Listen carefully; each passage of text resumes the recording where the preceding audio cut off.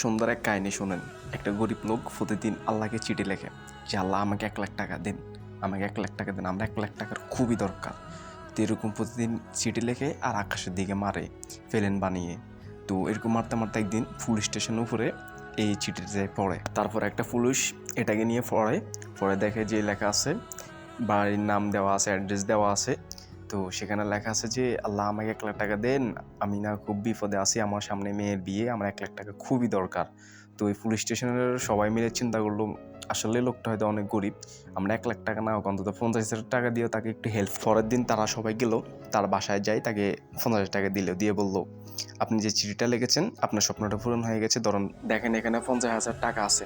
তো তখন সে আর পুলিশকে কিছু বললো না, রাস্তায় এসে আল্লাহর দিকে তাকাই দিয়েছে। তো পুলিশে বলে কি আপনি আল্লাহর দিকে তাকাই দিয়েছেন আর কি জেনে বিড়বিড় করে বলতেছেন? বলতেছি যে আল্লাহর ভালো লোক পাইল না, আপনাদেরকে দিয়ে ফাটাইলো, 1,00,000 টাকা ফাটাইলো আর আপনারা 50,000 টাকা খেয়ে দিলেন, এটা কোনো কথা ভাই বলেন?